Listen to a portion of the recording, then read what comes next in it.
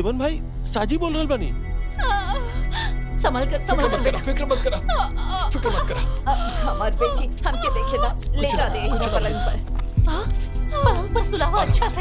आराम से पकड़ेगा के आराम से बेटा, आराम से। बेटा चिंता मत कर, सब ठीक हो जाए। तू जाके गर्म पानी लेके आवा जल्दी। जा ना। नहीं ना जाई। बेटा तू रुका, हम पानी लेके आवत आनी। हाँ ठीक बा। नहीं हमरा के बहुत दर्द तनी होता। हिम्मत रखे बा। अरे डरे की जरूरत नहीं के।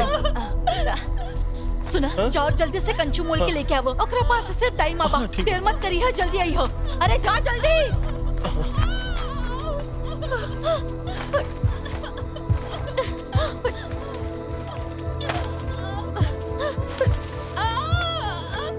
सुना, हमरा के बहुत दर्द चिंता मत कर शालिनी, हम मानी तरह लगे, दाई मा तरह लगे बाड़ी, सब लोग तरह लगे बा।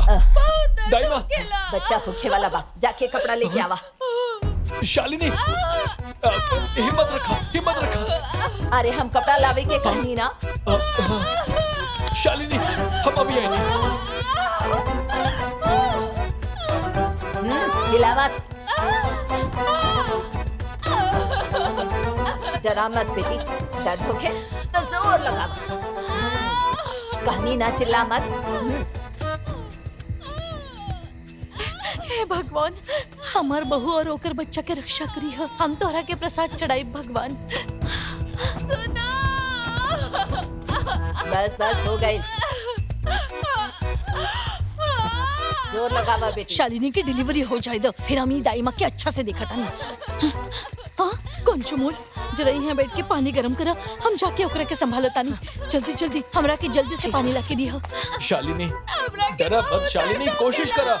शालिनी रोवा मत, कहनी ना, जोर लगावा और जोर लगावा। पैर हटावा पैर, ऐसे कर और फैला। शालिनी जोर लगावा बेटा, पुश करा और जोर से। बस हो गई, और एक बार जोर से। ऐसा मौका पे तोहरा के चक्कर आ रहा बा। बस हो गई, जोर ये लगावा। सब तोहरा वजह से भइल बा। छोड़ा ना हम तोहरा के। रो मत, धीरज, जोर लगाओ। शालिनी जोर लगाओ, जोर लगाओ। शालिनी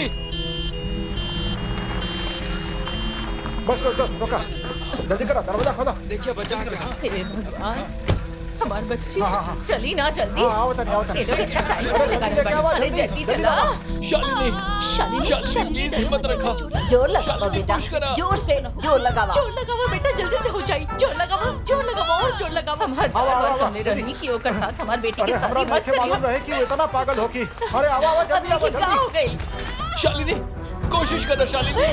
जोर लगावा बेटा, डरे की जरूरत नहीं।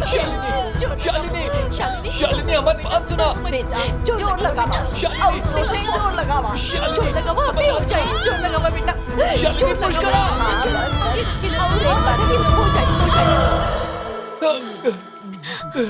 हो गया।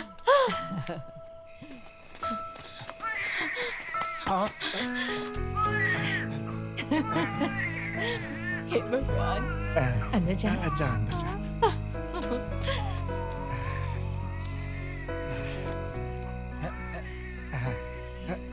देखिए अब आप लोग जा सकेंगे। जी हम कल बताओ। जी ठीक है।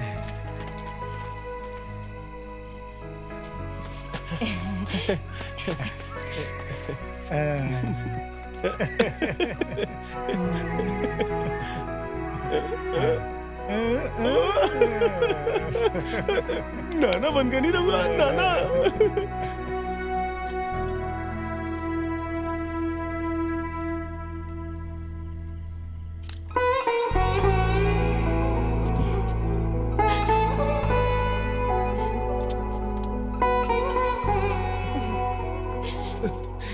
पुष्यानक्षत्र में पैदा भइल बा।